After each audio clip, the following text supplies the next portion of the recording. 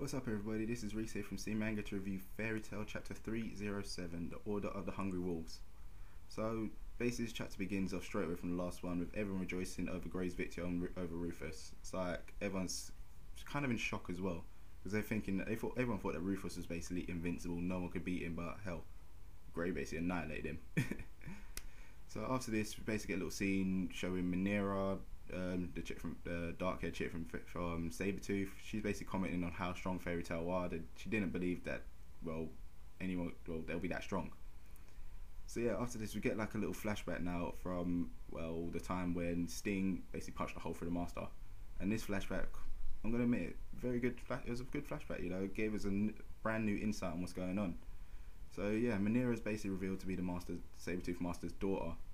And her plan is actually to have Sting overthrow the Master and become, the new Master of Sabretooth. Why Sting? I don't know. Why not Rogue? Who knows? But still, she basically ends up using her father's logic against him, saying, well, you've now been beaten, so you're banished from Sabretooth. You know, we have no room for trash. Which is actually kind of ironic, because, you know, obviously he's always saying, you're weak, everyone's weak, blah, blah, blah, get out. Now it's his turn. So yeah, she basically tells Sting that, you know, the reason you was able to beat him was basically because, you know, you used your emotion in that. When people use their emotion, they become more powerful. Sabretooth, basically, they like to cut off all emotion, kind of thing. That you become an emotionless soldier. You know, power is everything, but emotions do weigh into it. So she ends up telling him that basically after this, Sting's kind of like, you know, just still upset about losing Lecter. He's just, you know, he's basically crying still, and she's telling him, don't worry, I saved Lecter. And he's like, what? You saved him? Bring him back, bring him here now. It's like, what happened?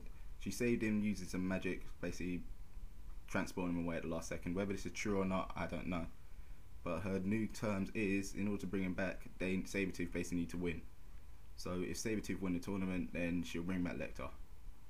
See, like I was saying, this kind of like shows, is it true or not? Did she actually save him, or is she just saying that to obviously will him on?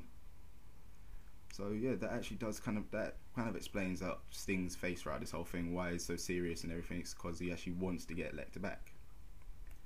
So anyway, after this then we cut to Nutsu and company still stuck down in basically in a little dungeon place.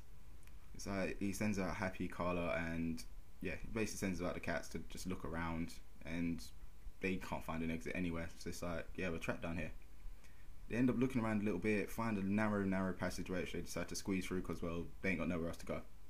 They go through there and end up finding on the other side the White Knight Arcadius. He's basically just sprawled out on the floor. He's effed up. You know, it's like, what's going on? What happened to him? And the next thing, he's like, run away. You think from the second he says run away, they'd run away, but nope. Big fist comes down, they barely dodge it, and we have some new people to fight. These guys are basically called the strongest executioners in the kingdom, and they are called the Order of the Hungry Wolves. They're here to basically execute all the criminals that are down there. And that's basically where the chapter ends. So yeah, this chapter 307, brilliant chapter. It's like the flashback, I enjoyed it. You actually got some new insight to see what's going on. It kind of explains a bit more about Sabretooth, and it also explains why, like I said, it explains exactly why Sting's kind of just all depressed looking, why he seems so different.